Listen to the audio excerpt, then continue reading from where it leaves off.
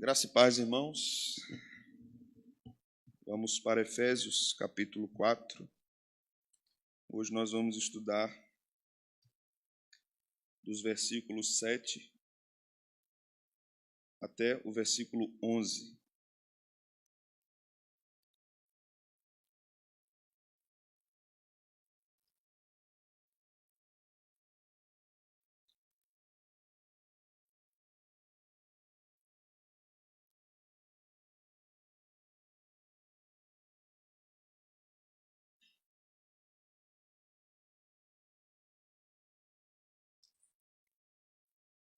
Efésios, capítulo 4, do versículo 7 até o versículo 11. E a graça foi concedida a cada um de nós, segundo a proporção do dom de Cristo. Por isso diz: quando ele subiu às alturas, levou cativo o cativeiro e concedeu dons aos homens. Ora, que quer dizer subiu, senão que também havia descido até as regiões inferiores da terra? Aquele que desceu é também o mesmo que subiu acima de todos os céus, para encher todas as coisas. E ele mesmo concedeu uns para apóstolos, outros para profetas, outros para evangelistas e outros para pastores e mestres. Amém. Vamos orar. Senhor, lemos a Tua palavra e vamos, a partir de alguns instantes, estudá-la, observá-la. Nós te louvamos pela Tua infinita sabedoria e a Tua palavra que é tão sábia, tão elevada, mas que também comunica-nos a Tua vontade, Teu querer. Obrigado, porque além da poderosa mensagem e eficaz mensagem do Evangelho, nós temos uma explanação profunda das Tuas operações, de como o Senhor cuida da igreja, de como o Senhor instrui o seu povo, de como o Senhor edifica o seu povo. Que nossa compreensão acerca da natureza da igreja, com relação às Tuas operações no meio dela, sejam aprofundadas nessa noite. Que o Senhor alargue a nossa compreensão, aprofunde o nosso conhecimento a respeito disso. Obrigado, Senhor, pela Tua palavra, pela revelação. No nome de Jesus te oramos. Amém. Meus irmãos, nós chegamos à parte mais complexa da Epístola aos Efésios. Se nós já vimos outras partes difíceis, essa é muito mais, mas também é uma das partes mais belas da Epístola, seja no seu ensino, na natureza do ensino, seja na própria construção do argumento paulino, aqui a respeito do assunto que Paulo está tratando. Nesta porção, o apóstolo Paulo vai nos ensinar a respeito da igreja como uma comunidade carismática. Nós somos uma comunidade carismática. A igreja de Éfeso também era uma comunidade carismática. Para o contexto que nós vivemos no Brasil, para o cenário teológico que nós vivemos no Brasil, quando você diz que uma igreja é carismática, isso é uma categorização de uma linha de pensamento teológico. Então, quando você fala de carisma, automaticamente alguém já diz pentecostal. Por causa de um movimento que surge no início do século XX com mais força, e então se espalha pelo mundo todo. Quando nós falamos, então, da igreja como uma comunidade carismática, nós estamos falando algo que está na própria Escritura e nós não podemos negar. A palavra carisma significa dom, ou dons, né? Carismata. Se a igreja não é uma comunidade carismática, ela não é igreja. Não pode ser igreja. E quando nós falamos de comunidade carismática, também não é sinônimo de simpática, como nós entendemos uma pessoa carismática no nosso tempo, né? Irmão Alberaci é carismático, muito carismático. Então, o que é que eu quero dizer com isso? Eu quero dizer, é uma pessoa simpática, mas não é esse o sentido que a Escritura dá ao próprio termo carisma. Nós vamos estudar isso com profundidade. Então, quando falamos disso hoje, historicamente, as denominações foram, de alguma forma, afetadas, elas foram provocadas a darem respostas à posição de uma teologia chamada de carismática. Curiosamente, esse texto nos mostra que os carismas ou os dons, eu vou usar essas palavras aqui como sinônimas, os dons são dados para a unidade da igreja. Isso aqui é muito interessante no trabalho de Paulo em Efésios 4, em Romanos 12, 1 Coríntios 12, nós temos umas duas listas de dons ali. Os dons são dados para a unidade da igreja. O contexto que nós temos hoje, na verdade, desde o início do século XX, é um contexto de comunidades carismáticas que são divisões de outras comunidades. Então, o movimento chamado movimento carismático, aí é outra coisa, ele acabou se tornando um movimento divisionista, gerando, então, o movimento de renovação carismática nas igrejas antes com uma teologia histórica, com uma teologia que vinha dos pais puritanos, muitas vezes, mas que agora estavam abraçando uma outra linha de pensamento. Uma outra questão a ser tocada aqui é essa designação de movimento carismático.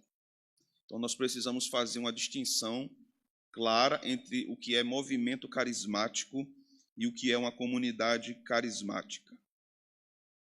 A igreja é uma comunidade carismática. Todas as igrejas bíblicas são comunidades carismáticas. Um erro do movimento carismático é acentuar apenas alguns dons. Na verdade, 3: línguas, profecia e cura. Então, essa é uma ênfase que o movimento carismático dá a 3 dons específicos, dons espetaculares, podemos dizer assim, que provocam toda uma celeuma no meio evangélico. Essa ênfase também é muito estranha ao contexto paulino, ao que o próprio Paulo diz sobre dons, e ele é o que mais falou sobre dons no Novo Testamento. Por quê? Porque a ênfase que Paulo dá aos dons não é nem as línguas nem a cura. Paulo não dá ênfase a isso. Paulo, na verdade, repreende. Não que adianta você ficar falando uma língua, milhares de palavras sem compreensão. É melhor você falar poucas palavras com entendimento. E a cura também é um dom que Paulo menciona na lista de 1 Coríntios 12. E acontecem curas no livro de Atos, mas nós não vamos ver uma ênfase sendo dada a esses dons. A ênfase de Paulo em alguns dons espirituais está nos dons de ensino. Esta é a ênfase que Paulo dá. E este é um ponto que nós precisamos aprender, que os nossos irmãos carismáticos, do movimento carismático, também precisam aprender, que a ênfase de Paulo está nos dons de ensino para a igreja, e não nos dons espetaculares ou nos dons extraordinários. Mas nós vamos considerar aqui a partir do verso 7. Mas, antes disso, quando nós chegamos no verso de número 9, nós temos uma outra questão aqui que causa muita discussão no meio evangélico, que causa polêmica, mais entre os teólogos do que entre a igreja, entre o povo. A grande questão aqui do verso 9 é: o que é esta região inferior da terra que Jesus desceu até lá?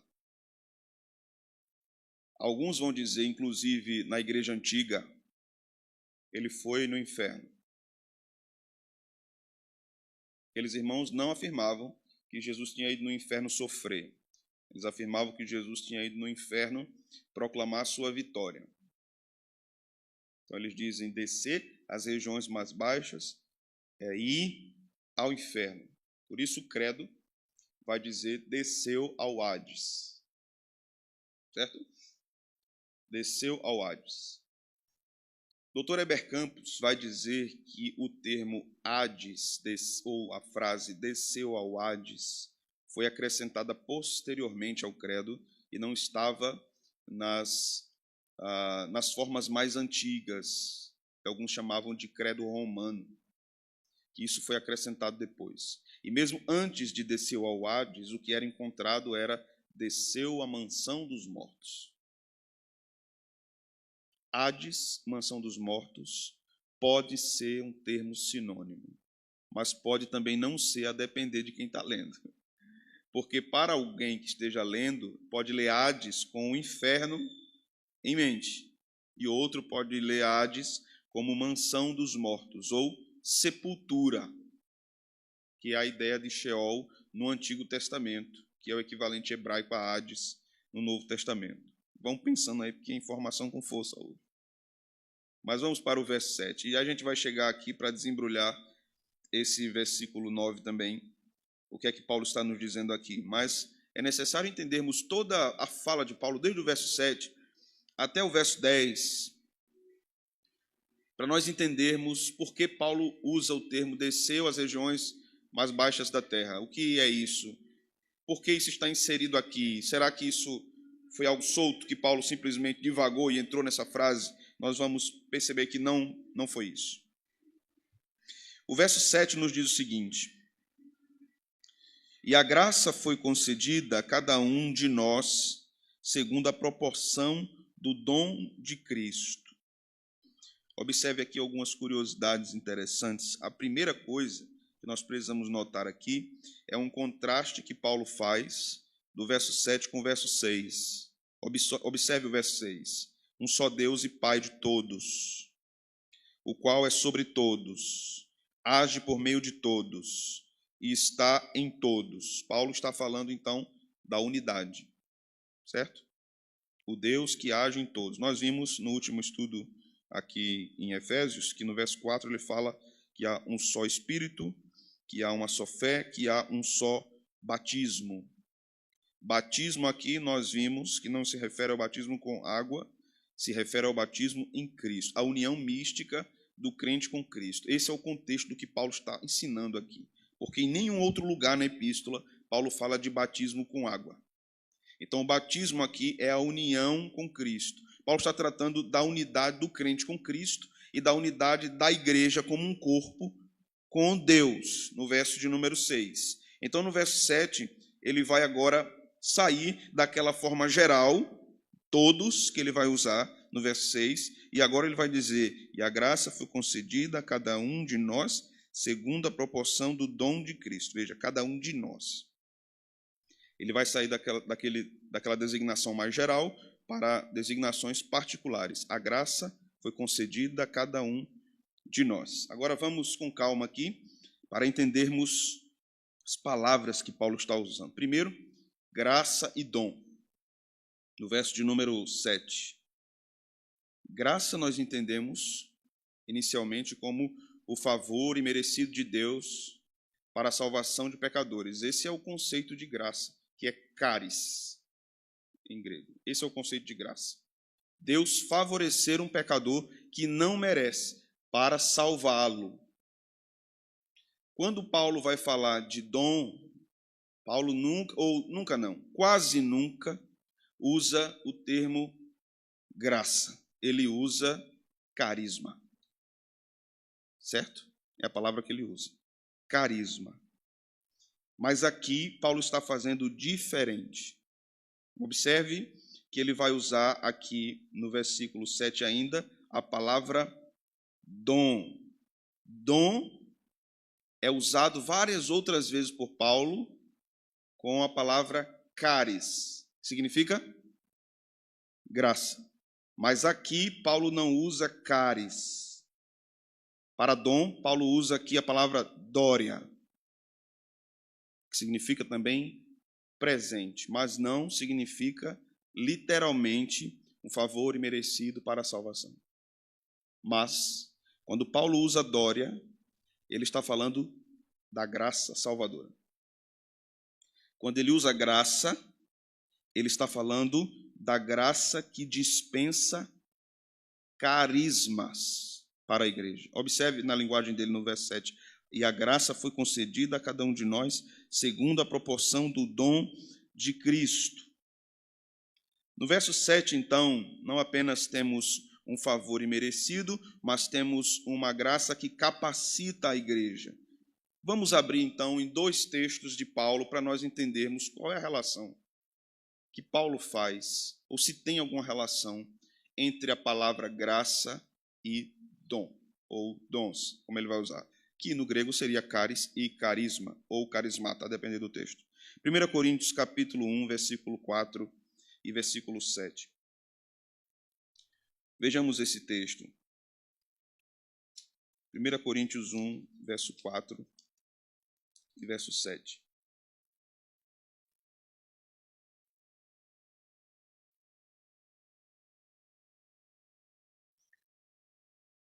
Vejam só.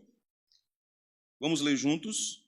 Sempre dou graças a meu Deus a vosso respeito, a propósito da sua graça em Cristo Jesus. Verso 7. De maneira que não vos falte nenhum dom, aguardando vós a revelação de nosso Senhor Jesus Cristo. Ok. No verso 4 nós temos a palavra caris, no verso 7 nós temos a palavra carisma. Ok? Guardem essa ordem. Graça, primeiro, carisma, depois. Agora Romanos capítulo 12, volte um pouquinho aí, versículo 6.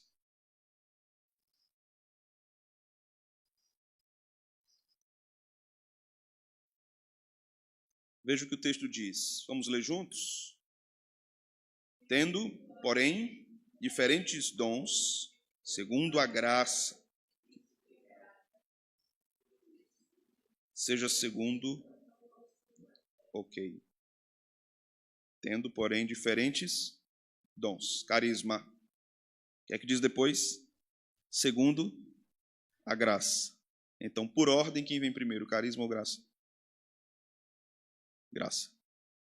Dons, segundo a graça. Então, a graça é a fornecedora dos dons.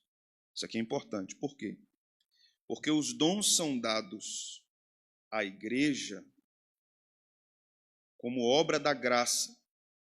A graça que salva é a graça que preserva a igreja. E como é que a graça preserva? Uma das coisas é através do uso dos dons na igreja. Deus cuida e edifica, consola a igreja por meio de dons que ele dá ao seu povo. Então, a graça fornece os dons, caris fornece carisma. Por isso que Paulo usa graça no verso 7, no sentido de que aquilo é carisma, porque os dons são fruto da graça. Aqui nós também precisamos desfazer algumas nomenclaturas que muitas vezes são dadas, como os dons do Espírito Santo. Já ouviu esse termo? Já ouviu? Os dons do Espírito Santo. No capítulo 4 de Efésios, se você for interpretar ao pé da letra, você vai ver que quem está dando os dons é Cristo. Não é? Se você observa o capítulo 12 de Romanos, às vezes dá a entender que quem está dando dons é o Pai. Então, será que uma banda fica para o Pai, outra banda fica para o Filho, outra banda fica para o Espírito? Quem fornece os dons à igreja é Deus, triuno, Pai, Filho e Espírito Santo. Você vai encontrar muitas revistas, muitos livros, muitos estudos, muitos vídeos falando dos dons do Espírito Santo, como se fosse o próprio Espírito sozinho na sua operação que fornecesse os dons à igreja. É o próprio Deus triuno que faz isso. Então, Cristo dá esses dons, o Pai dá esses dons, o Espírito dá esses dons. O Espírito aplica esses dons à vida comunitária. Vamos voltar para lá, para Efésios 4, versículo 7. No verso 8, nós lemos o seguinte: por isso diz Quando ele subiu às alturas, levou cativo o cativeiro e concedeu dons aos homens. Quando ele subiu às alturas. Quem subiu às alturas? Cristo. Paulo está falando de que episódio na história de Cristo? Da ascensão. Quando ele subiu às alturas, levou cativo o cativeiro. O que é cativo o cativeiro? O que é um cativeiro? Uma prisão. Então o texto de Paulo está dizendo que Jesus levou presa à prisão. O que é isso aqui que Paulo está falando? O reino das trevas. Paulo está dizendo que Cristo amarra, detém, amarra o valente na sua ascensão. As operações de Satanás estão limitadas. Estão limitadas. Isso é levar cativo o cativeiro. Agora aqui nós temos, concedeu dons aos homens. Paulo está citando aqui o Salmo 68, verso 18. Mas vejam uma coisa lá no Salmo 68, 18. Abra lá comigo. E memorize aí como é que Paulo descreve o versículo 8.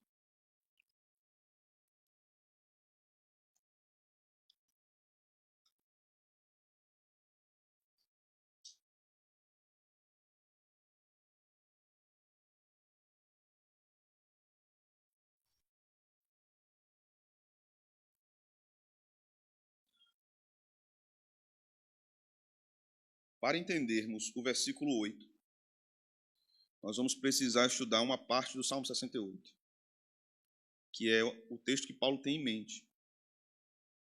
No verso 18 nós lemos: subiste às alturas, levaste cativo o cativeiro, recebeste homens por dádivas, até mesmo rebeldes, para que o Senhor, Deus, habite no meio deles. Está igual ao que Paulo disse? Não. Mas Paulo estava citando esse salmo? Sim.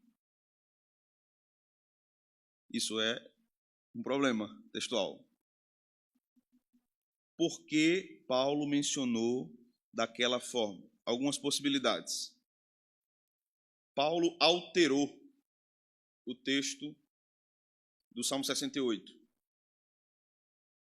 Alguns vão dizer, isso é um recurso do Novo Testamento chamado sensu pleno, sentido pleno.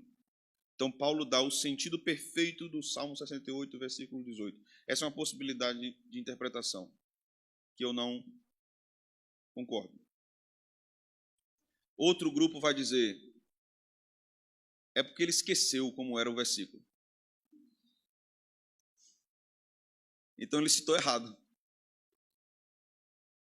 Aí você coça a cabeça e diz assim, mas logo Paulo, nós conhecemos o zelo de Paulo pelas escrituras do Antigo Testamento. Ele era um doutor da lei. Então é pouco provável que Paulo citasse um versículo errado. É pouco provável, né? A gente é que cita, né? O versículo errado. Prepara-te, Israel, para encontrares com teu Deus. A gente pensa que é o arrebatamento, né? Mas esse versículo fala de juízo. Juízo. Deus vai encontrar o seu povo com juízo. Então, o que é que Paulo faz com o versículo 18? Nós precisamos aqui observar algumas coisas. Vejam só, irmãos. Assim como Deus se mostra no Salmo 68, ele se mostra no texto de Efésios 4. Mas vamos ver alguns versículos no Salmo 68, para entendermos o que está acontecendo. Versículo 7, o versículo diz assim: ao saíres, ó Deus, à frente do teu povo, ao avançares pelo deserto. O que é que o Salmo está falando? De que parte da história do povo hebreu? Do Êxodo, depois da saída do Egito. Veja o verso 8. Tremeu a terra, também os céus, gotejaram a presença de Deus. O próprio Sinai se abalou na presença de Deus, do Deus de Israel. Paulo está falando aqui do tremor do monte. não é? Naquele processo de êxodo. Veja o verso 11 a 14. O Senhor deu a palavra, grande é a falange das mensageiras das boas novas. Reis de exércitos fogem, e fogem a dona de casa, a dona de casa reparte os despojos. Verso de número 13. Por que repousais entre as cercas dos apriscos? As asas da pomba são cobertas de prata, cujas penas maiores têm o brilho flavo do ouro. Quando o Todo-Poderoso ali dispersa os reis, cai neve sobre o monte Zalmon. O que é que nós temos aqui? Reis sendo espalhados. Depois disso, Deus deseja algo importante no verso 16. Veja o verso 16. Porque olhais com inveja, ó montes elevados, o monte que Deus escolheu para a sua habitação. O Senhor habitará nele para sempre. Este é o Monte Sião. Deus deseja habitar no Monte Sião. Isso aqui é muito importante. Então, o que é que o texto quer dizer aqui, em todos esses versículos? Que Yahvé subiu, levando cativo no seu séquito seus inimigos. Isso aqui é muito importante, viu? Esta é uma linguagem figurada muito vívida aqui nesse texto, porque ela trata da transferência da arca a Sião, através de uma marcha triunfante de Yahvé para a sua capital. O texto vai mostrando uma conquista de Yahvé, levando cativo o cativeiro. O texto está falando de Deus, na cabeça do hebreu, de Yahvé, que não era trindade, né? Na cabeça do hebreu. E Paulo usa esse texto falando de Cristo. Então, o que é que Paulo está dizendo sobre Cristo? Cristo é Yahvé. Cristo é Yahvé. Então, Paulo aplica esse cenário que nós estamos vendo aqui para falar da ascensão de Cristo lá. Isso que aconteceu na história de Israel, Paulo está usando para falar da ascensão de Cristo depois de sua ressurreição. E ele não faz isso arbitrariamente. Paulo não está fazendo aqui uma analogia vaga das coisas. E nós vamos observar isso. Veja só. Cristo subiu como vencedor na sua ascensão e está à destra de Deus. Seu séquito, como nós vimos, ele levou o cativo ao cativeiro, as potestades e principados e os derrotou. Paulo vem falando muito disso desde o início do livro de Efésios, sobre os principados e potestades. Mas aqui nós temos, de fato, um problema textual, porque o que lemos no Salmo? Deus subiu ao monte e recebeu homens por dádivas. E Paulo diz, Cristo concedeu dons aos homens. Então ainda permanecemos com um problema aqui. Alguns comentaristas têm aquelas possibilidades que eu disse aos irmãos. Paulo esqueceu, Paulo mudou o sentido do texto. O que é que está acontecendo aqui? John Stott diz o seguinte, veja só, repare. Depois de uma conquista no mundo antigo, havia invariavelmente tanto um recebimento de tributo quanto uma distribuição de dádivas. Observe, vou repetir essa frase. Depois de uma conquista no mundo antigo, havia invariavelmente tanto um recebimento de tributos quanto uma distribuição de dádivas. Os conquistadores tomavam dos cativos e doavam para o seu próprio povo. Os despojos eram divididos, a presa era compartilhada. Stott diz, parece possível que o próprio texto hebraico subentenda isso, visto que o verbo pode ser traduzido, o verbo hebraico, por trouxe, ao invés de recebido. Isso está em versões antigas do texto hebraico, como a Bíblia em aramaico e a Bíblia siríaca, que traduzem, em vez de recebeu, traduzem como deu. Deu dons. Certo? Então aqui, um outro ponto que precisa ser ressaltado, e eu quero voltar com vocês agora lá para Efésios 4. é que o Salmo 68 era usado de modo litúrgico nas sinagogas. Observe que isso é importante também. No dia ou em comemoração ao Pentecostes, onde os judeus comemoravam a outorga da lei. O Salmo 68 era lido na sinagoga, numa lembrança de que Deus havia dado a lei. Dado, olha a palavra, dado a lei, como uma dádiva ao povo. Paulo faz este emprego para o Pentecoste cristão. É uma analogia profunda através de um pensamento judaico.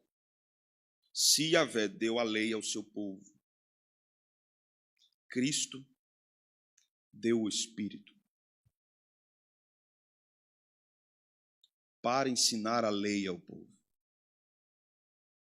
E isso vai ser desenvolvido através dos dons, que nós vamos ver mais abaixo. Assim, como Moisés recebeu a lei e deu a Israel, Cristo recebeu o Espírito e o deu ao seu povo, a fim de escrever a lei no coração do povo. Deus escreveu a lei em tábua de pedra e deu ao povo. Cristo, por meio do Espírito, escreveria agora a lei não em pedra, mas no coração do povo. Então, o texto também está falando do Espírito. Todo o argumento de Paulo aqui gira em torno de um texto ou de um pensamento que está num texto de Atos dos Apóstolos que eu quero ler com vocês, capítulo de número 2, versículo de número 33.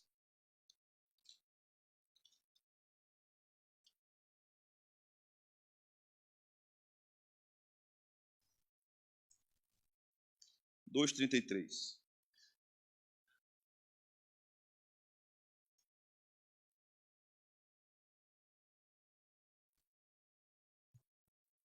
Atos 2, 33. Vamos ler o 32 e o 33. A este Jesus, Deus ressuscitou, porque todos nós somos testemunhas. Exaltado, pois à destra de Deus, tendo recebido do Pai a promessa do Espírito Santo, derramou isso que vedes e ouvis. Olhe só os termos. Recebeu do Pai. Derramou para nós. Esse versículo é importante para entendermos o que está acontecendo lá em Efésios capítulo 4. Então, no verso 9, nós lemos: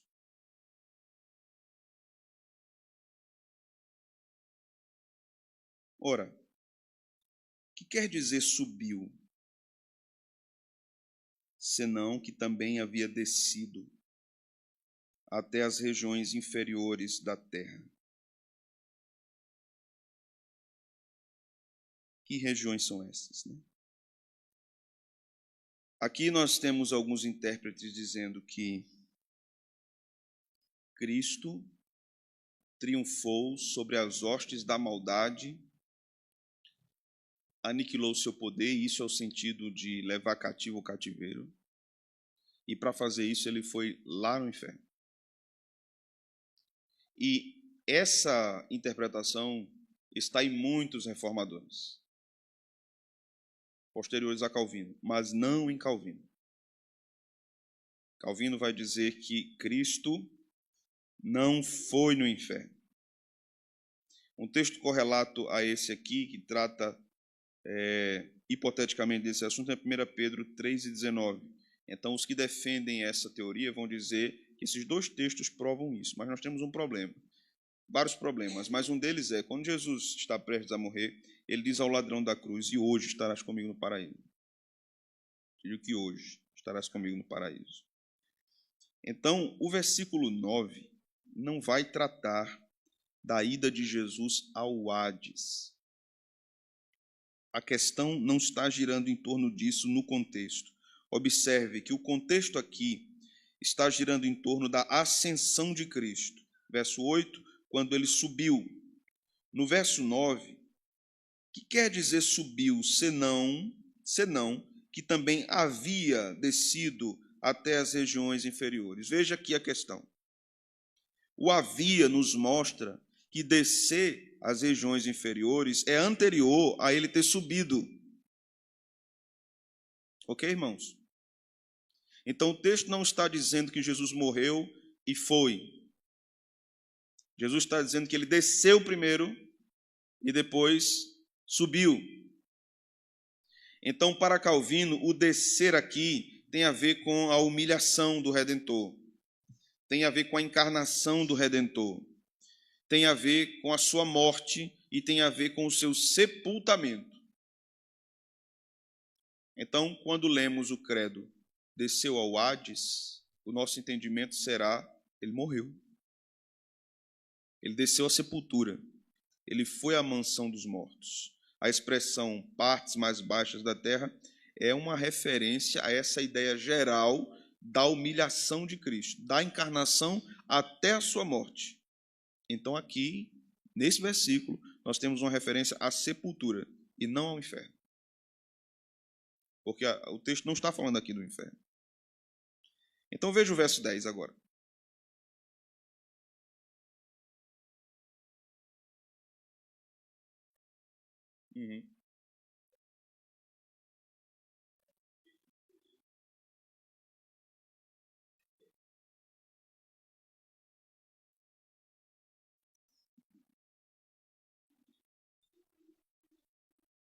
Poderia. O problema é que nós não temos texto que fala sobre isso. Em nenhum lugar a Escritura demonstra isso. Né?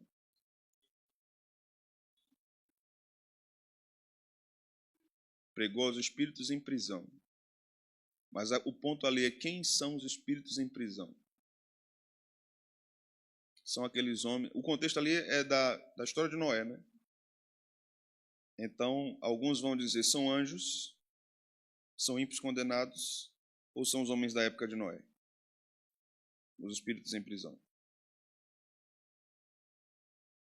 Então, nem o texto de Pedro é claro sobre isso, né?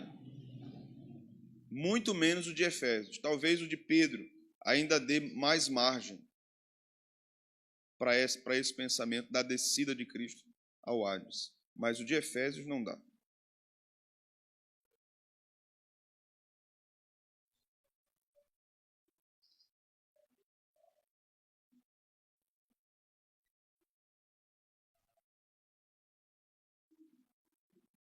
Por meio de Noé.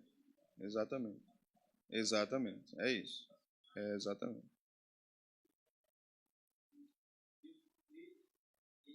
Exato. Então, Cristo proclama a graça por meio de Noé. É um texto difícil, não é fácil o texto de Pedro. Mas não trata de uma descida de Cristo ao inferno. Mesmo, aí aqui um ponto, uma observação. Haverão reformados que vão afirmar, ele foi no inferno. Proclamar vitória.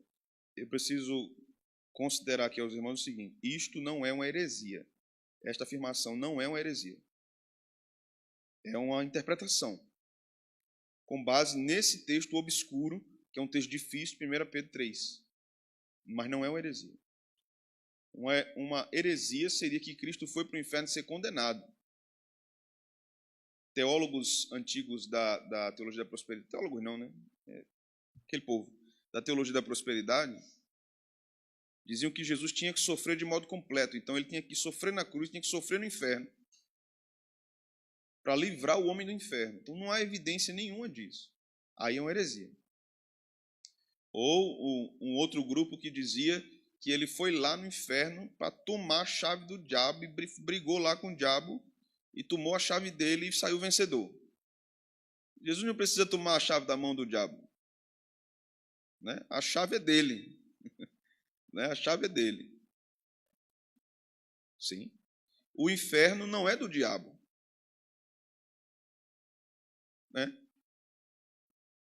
É por isso que não precisa tomar a chave. A porta do inferno é aquele negócio de casa inteligente. Se ele chegar lá, a porta está aberta para ele entrar. O inferno é a manifestação da ira de Deus, da ira do Cordeiro. Não é uma expressão de um lugar que Satanás oprime as pessoas. As pessoas sofrem a condenação de Deus no inferno. Isso é uma coisa que também surgiu no imaginário das pessoas, que tem lá um diabão com um chifre, um tridente, cutucando as pessoas no inferno e Satanás perturbando o resto da vida. Exato.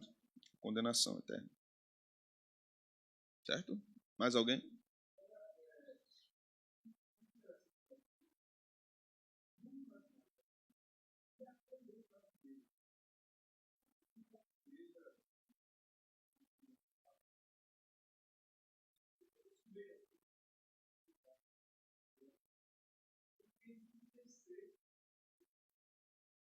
Sim.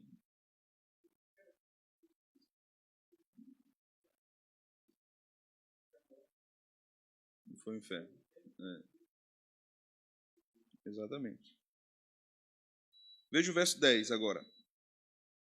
Aquele que desceu é também o mesmo que subiu acima de todos os céus, para encher todas as coisas, né?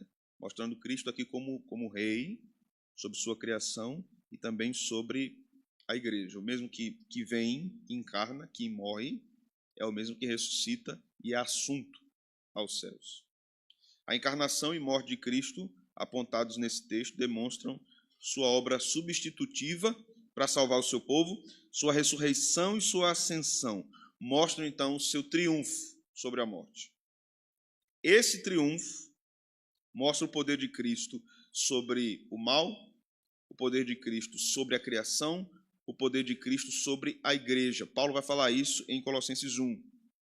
E esse poder de Cristo sobre a igreja, nele está também o desejo de Deus de conceder dádivas à igreja, ou dons à igreja.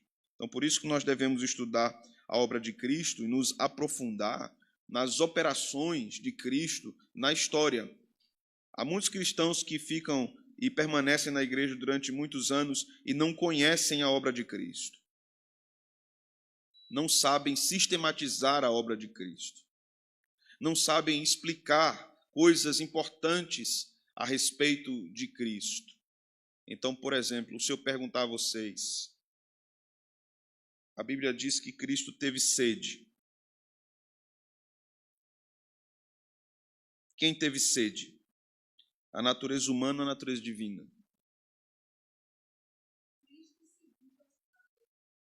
Muito bem. Minha sabida. Nós não podemos separar as pessoas, separar as naturezas. Mas nós devemos distinguir o que é próprio de cada natureza. A doutrina de Cristo é a doutrina mais perigosa para se surgir uma heresia. Qualquer pequeno deslize, você altera tudo. Você mexe em tudo. Daí a importância de nós estudarmos profundamente isso. Vamos para o verso 11. E ele mesmo concedeu uns para apóstolos, outros para profetas, outros para evangelistas e outros para pastores e mestres. Este é um outro texto que se tornou controvertido no meio evangélico, porque alguns afirmam, se ele separou ou deu dons para que uns fossem apóstolos, então esses dons permanecem, os dons não cessaram, eles permanecem. Então Deus continua tendo apóstolos. Deus continua tendo profetas. Porque o texto aqui está dizendo que ele continua dando esses dons. Nós precisamos investigar isso aqui. Primeiro vamos ler um texto que está lá em João 13, 16. Vamos começar falando um pouco sobre apóstolos.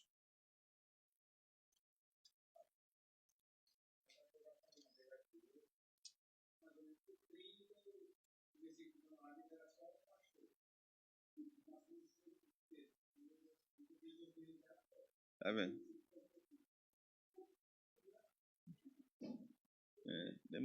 Demorasse mais um ano, era querubim.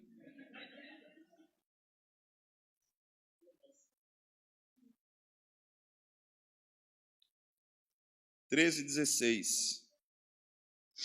Em verdade vos digo, que o servo não é maior do que o seu senhor. O que é que diz agora aí, irmãos? O enviado. A palavra enviado aqui é a palavra que dá origem a apóstolo. Apóstolo significa enviado. Cristo foi enviado. Esse é um dos usos do termo apóstolo, né? Então, Cristo foi um apóstolo, em um sentido. Os cristãos também são apóstolos em outro sentido, no sentido de eles serem enviados. E nós temos, então, um terceiro uso, que são os apóstolos de Cristo. Então, de quem Paulo está falando aqui no versículo de número 11? Ele está falando de todos os cristãos como apóstolos? Não, porque ele está dizendo que ele concedeu uns, não todos, uns ou alguns para apóstolos, não todos. Então, o texto de João 13,16 se refere a todos os crentes no sentido de serem apóstolos enviados pelo Senhor, não pode ser aplicado a Efésios 4:11. Paulo não está falando de todos os crentes. Respeitando o contexto da epístola, nós vamos ler aqui o versículo 20 do capítulo 2. Abra aí comigo, por favor.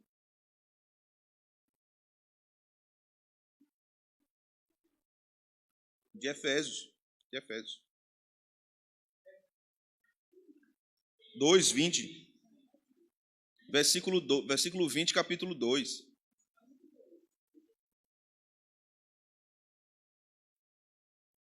Vocês foram para o 22? Versículo 20 do capítulo 2 de Efésios. Edificado sobre o fundamento dos apóstolos e profetas, sendo ele mesmo, Cristo Jesus, a pedra angular. Aqui, Paulo está falando de que apóstolos?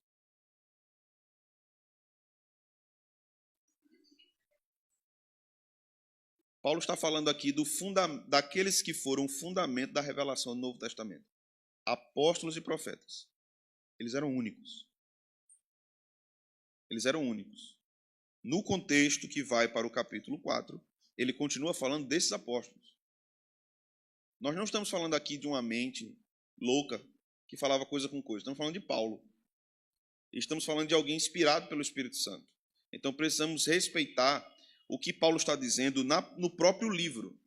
Anteriormente ele fala desses apóstolos e profetas. Esses profetas aqui em Efésios não são os profetas do Antigo Testamento. São profetas do Novo Testamento, que o Senhor utilizou para fundamentar a revelação naquele período específico. E aqui ele volta a falar desses apóstolos. Nós observamos, por exemplo, em 2 Coríntios 8, 23, Filipenses 2, 25, que nas igrejas haviam apóstolos, e haviam aqueles também que eram chamados apóstolos e não foram dos 12. Mas quando Paulo está falando aqui especificamente, ele está falando daqueles que foram usados por Deus para lançar o fundamento da revelação que seria deixada para a igreja. Observe comigo 1 Coríntios 12, 28. Vá comigo para lá. 1 Coríntios 12, 28.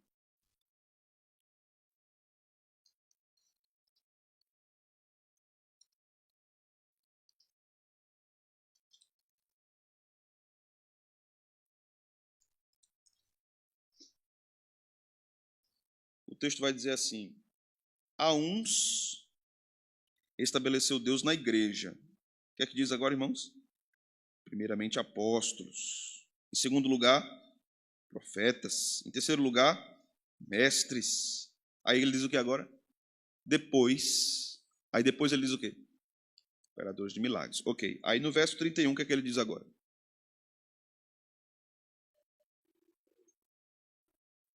Entretanto, procurai com zelo os melhores dons. Veja, ele tinha falado aqui de milagres, ele tinha falado aqui de cura, ele tinha falado de línguas, ele tinha falado de interpretação. Mas ele diz, procurai com zelo os melhores dons. De acordo com a própria lista que ele deu, quais são os melhores dons? Exatamente. Os melhores dons para Paulo não é o de cura, não é o de línguas, não é a interpretação. E quando nós estamos falando de profetas aqui, nós estamos falando também daqueles proclamadores da verdade de Deus. Não nessa ideia de profeta que nós temos hoje. Que a criatura é tomada por uma força misteriosa. E então, eis que te digo. Nós estamos falando aqui de portadores da mensagem de Deus. Esses eram os melhores dons. Mas o que é que nós observamos? Algo que se naturalizou no meio evangelical e virou regra dentro das igrejas. Você foi batizado com o Espírito Santo? Aí você responde, fui. Você falou em línguas? Eu falei, não. Então você não foi batizado com o Espírito Santo. Porque para você ser batizado com o Espírito Santo, você tem que falar em línguas. Você tem que pedir a Deus para falar em línguas. Há denominações que você não pode ser um diácono, um presbítero, um pastor, se você não fala em línguas. E não basta você falar em línguas, você tem que falar para as pessoas saberem que você fala em línguas. Todos têm que ver que você fala em línguas. Paulo está dizendo o oposto disso aí. Procurem com zelo os melhores dons. E quais são os melhores dons? Os dons de ensino.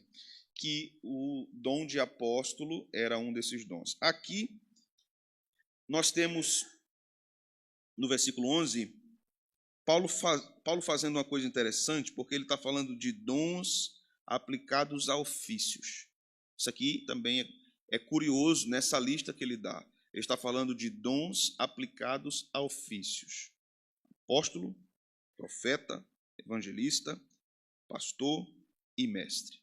Ou pastor-mestre. Aqui é uma discussão no uso desses dois termos.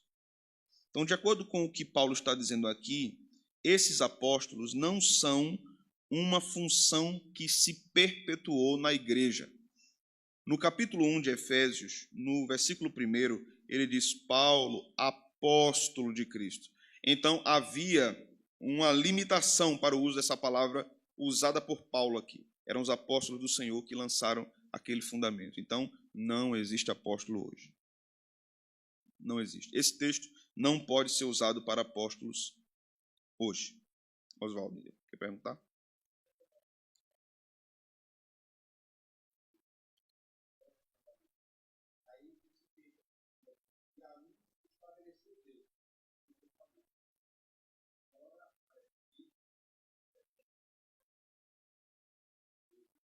O Pai.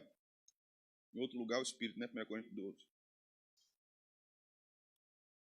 Mas se nós lermos com atenção 1 Coríntios 12, quando Paulo vai falar sobre os dons, aparece ali Deus Pai, Cristo apontado como Senhor e o Espírito Santo. Né? Acaba virando uma falha na leitura evangélica, afirmando que os dons são apenas dados pelo Espírito Santo, ou dons do Espírito Santo, como se ele fosse o portador desses dons e ele dá esses dons, e isso não está relacionado a Cristo e ao Pai. Isso é uma leitura falha. Né? Então, voltando para cá, Paulo vai falar agora de profetas, que, como eu já disse, de acordo com 2:20, eram profetas que eram usados por Deus para lançar a base da revelação naquele período. Nós não precisamos de revelação. Nós temos o Evangelho. Amém, irmãos? Uma vez alguém me perguntou, e por esses dias, pastor, e se Deus direcionar uma pessoa a falar com você dizendo sobre algo que vai acontecer? Isso é uma profecia? Não. Mas Deus pode fazer isso? Pode. E o que foi que aconteceu? A pessoa falou o que Deus disse. Mas isso não é uma profecia.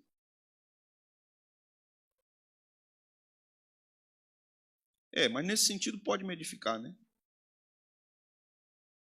Deus pode direcionar um crente através de uma palavra diretiva. Mas quando nós falamos profecia, temos algumas coisas aqui. Primeiro, ela não pode errar nunca. Nunca. Tudo o que é dito precisa ser cumprido ali. Quando nós falamos de profecia, nós estamos falando de questões inspiradas por Deus no Novo Testamento. Se fosse no Antigo Testamento, era morto. Né? Se fosse... Imagine hoje, né? Vai profetizar, a gente levanta uns cabas fortes no meio da igreja, arrodia ele, vai, fala aí. Agora, se tu errar, pode falar.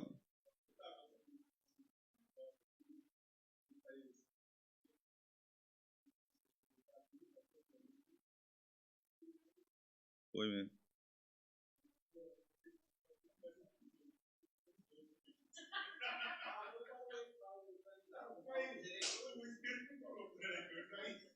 Tá vendo? Isso é conversa. Fale, não.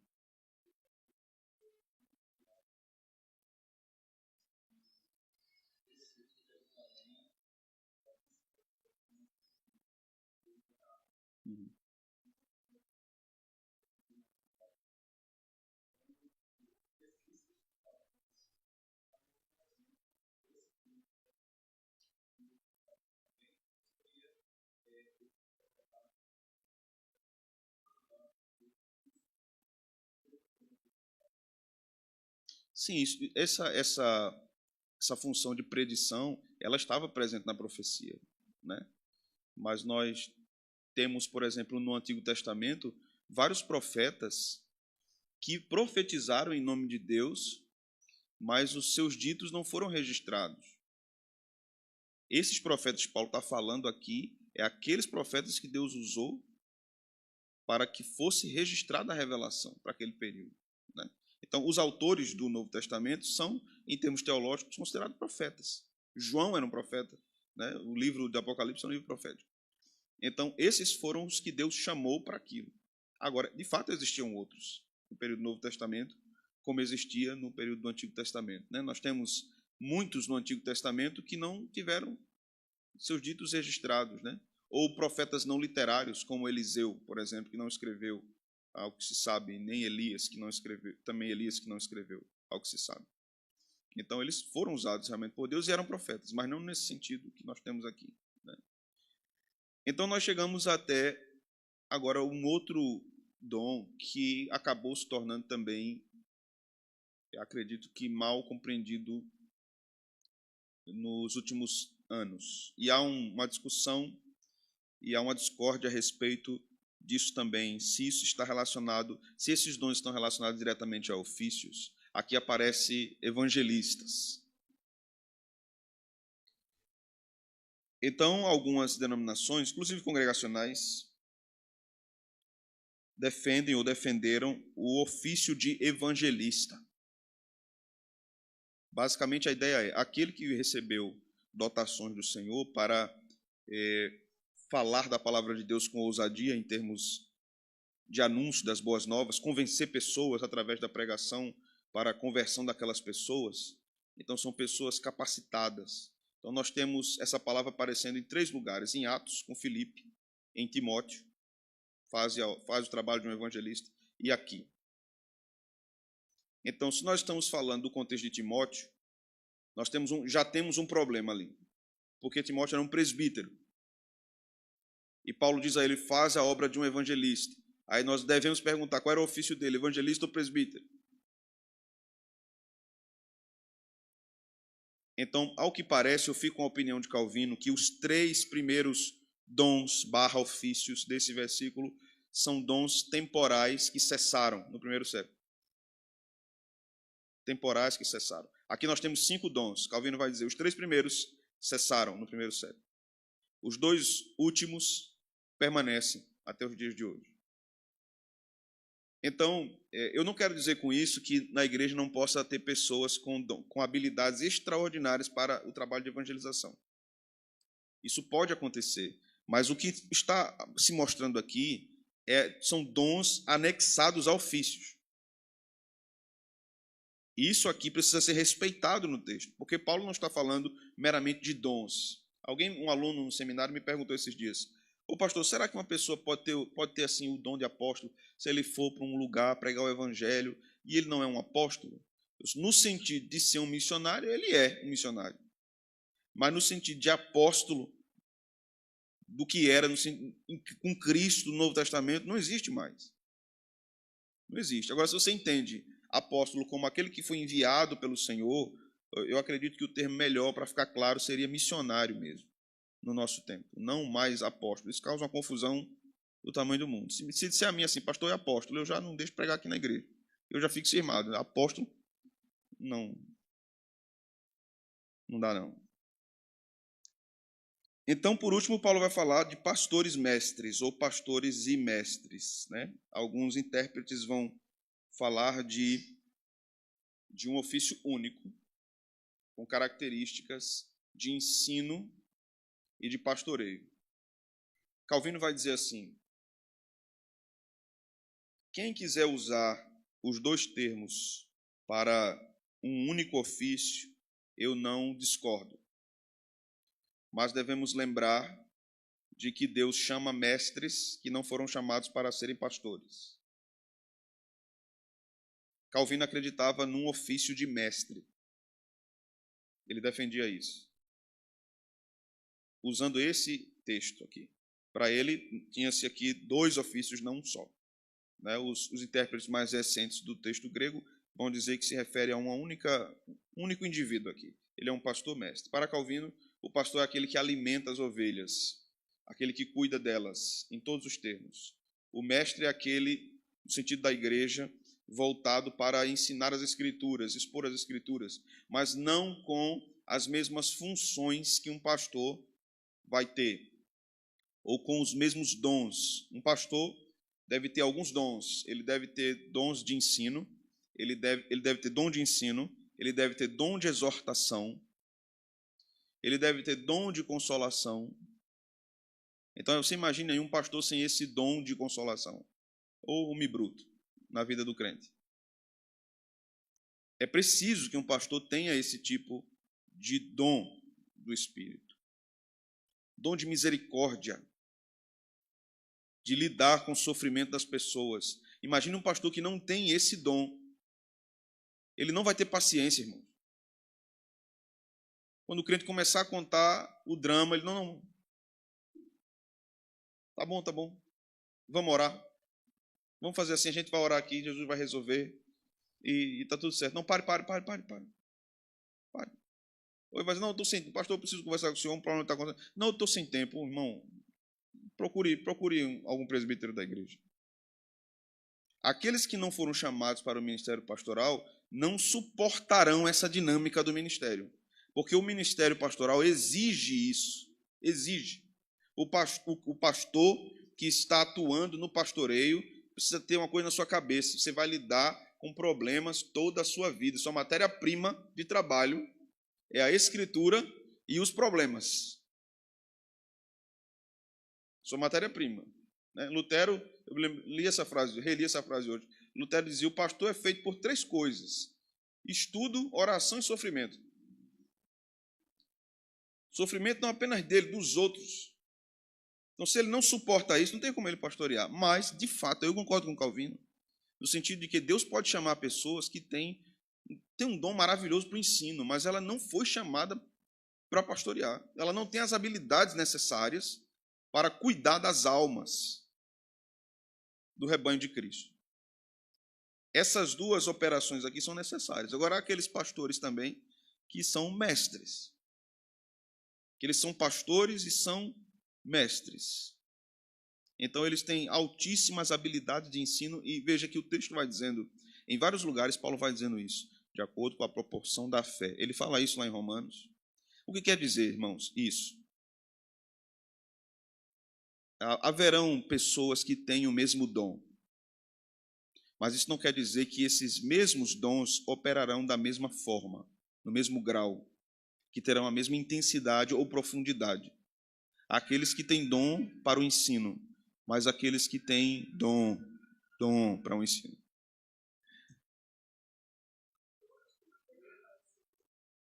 Pastores, sim.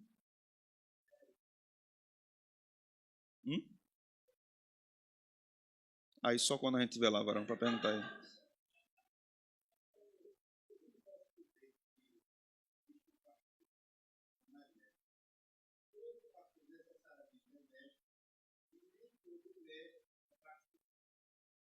Eu acho que eu aniquilaria aí que nem todo pastor é mestre.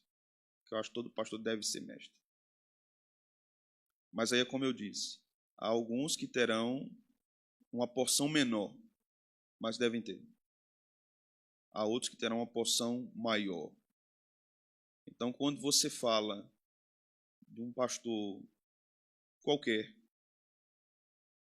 em qualquer período, e você fala de Paulo, o apóstolo, você está falando de uma proporção de dons que Deus deu aí que não tem comparação.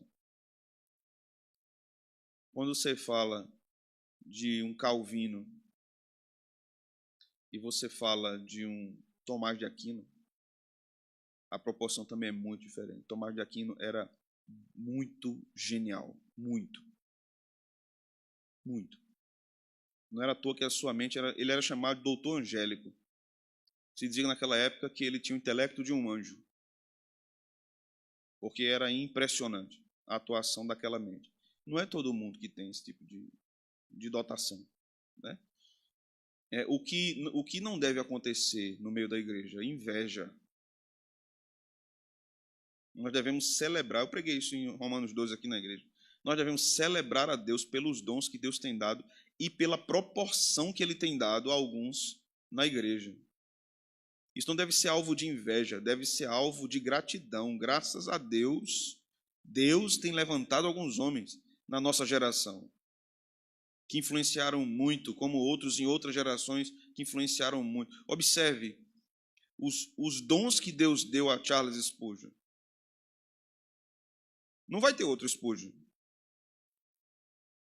Os dons que Deus deu a Martin Lloyd Jones, os dons que Deus deu a um Paul Washer, a um John Piper, a um Augustus Nicodemos. Você observa Augustus abrindo a Escritura e pregando da forma mais simples possível. Mas ele é um dos maiores teólogos do mundo. Aí você diz assim, mas onde é que está aí a profundidade? Porque eu pensei aqui no negócio das galáxias aqui. A profundidade está em como o dom atua na mente, no coração daquele que para quem o Senhor direcionou aquele dom. Então, quando isso se transforma numa batalha dentro da igreja, acontece o que Paulo disse aos Coríntios: vocês são carnais. Vocês são carnais. A igreja deve celebrar essa dotação dada por Deus, né, aos seus servos. Todos os dons aqui são dados para o ensino da igreja. Então, há uma evidência de que Paulo estava dizendo que os melhores dons são os dons de ensino. Então, é curioso isso quando a gente olha para o nosso tempo. Porque no nosso tempo os evangélicos dizem assim, e lá fala em línguas? Tem profecia lá? Lá tem cura? Não, meu irmão, lá tem ensino. Ah, sim. Só? Tem alguma coisa a mais? Paulo disse que esses dons eram os melhores na igreja, né? Muitos buscam esses dons espetaculares e não buscam o ensino da palavra de Deus. Os dons extraordinários não nos sustentam no dia da calamidade. O que nos sustenta é a palavra de Deus. Esses dons são dados, os dons de ensino são dados à igreja para promover a edificação e fortalecimento da igreja. Fortalecimento. Eu certa vez fui abordado por um indivíduo, eu já era pastor. Ele disse, eis que eu te digo que conheço tua vida. Eu disse, eita. Vai ser agora. Eu sei que tu és policial, eu digo eu.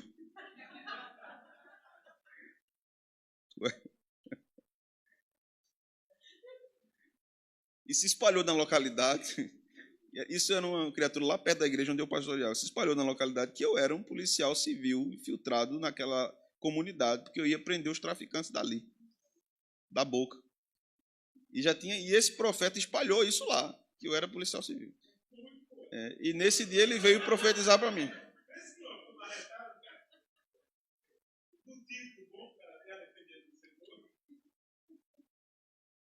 Quando ele terminou, ele disse, tu crê, varão? Eu digo, eu?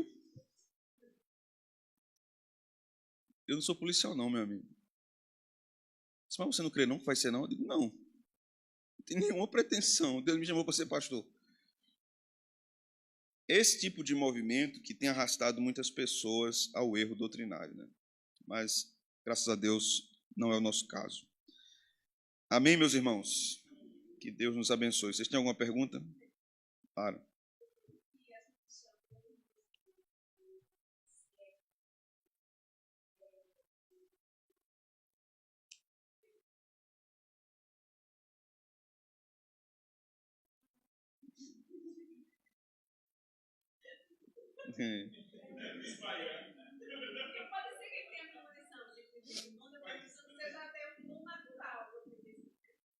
Tem pessoas que têm isso, né?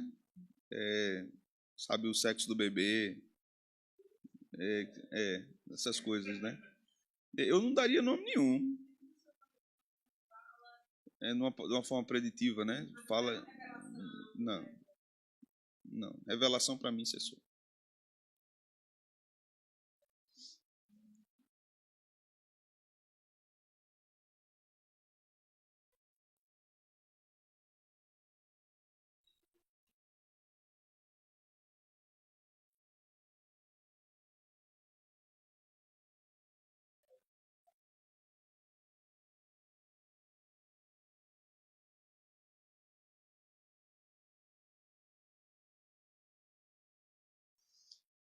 Eu não sei.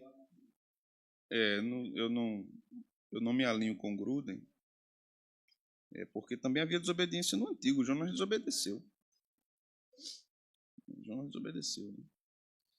Né? Então, essa posição dele é bem criticada, né? De que um profeta pode errar. Porque Exato. E não duvido que isso possa acontecer, né? Como é que eu penso em termos de profecia, em termos práticos? A pregação, ela é a proclamação da vontade de Deus. Quando nós falamos de profecia em termos gerais na Escritura, nós temos, de fato, a parte preditiva. Mas a profecia não se resume à predição nas Escrituras. Na verdade, a maior parte é ensinada nas Escrituras, que é o ensino do que Deus disse. Então, quando você observa, por exemplo, os livros proféticos, as porções proféticas nas Escrituras, em comparação às narrativas, em comparação às epístolas, em comparação aos evangelhos, a proporção é diferente. Então, a profecia também é o anúncio da vontade de Deus. Então, o pregador é um profeta. A igreja é profética, porque ela anuncia a palavra de Deus. A igreja é apostólica, porque ela anuncia a palavra de Deus. Ela é enviada. Né?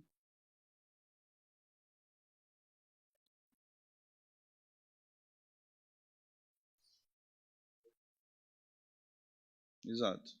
Então, eu acho que o perigo no meio reformado é por zelo,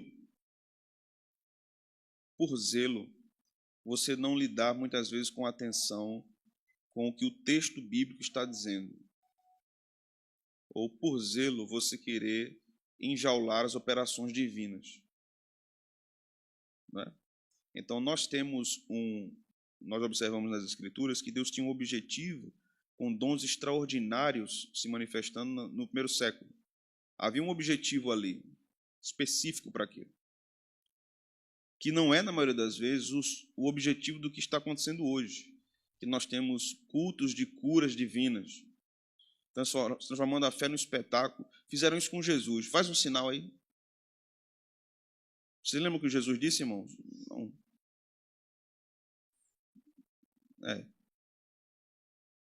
Então, não era isso. Deus cura hoje, é óbvio que cura. Mas Deus não precisa dar um dom a alguém para curar. Deus faz maravilhas, é claro que faz.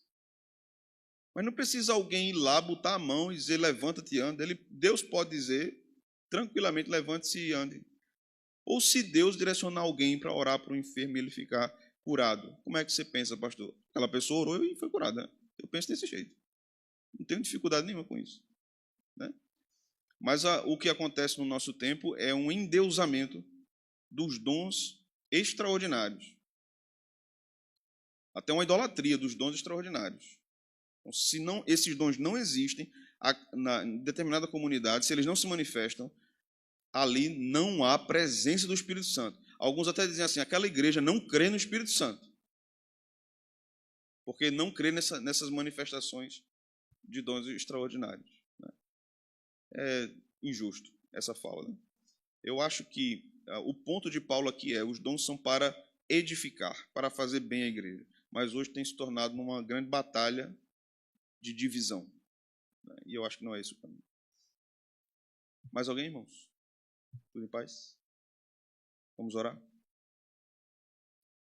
Obrigado, Senhor, por esta noite.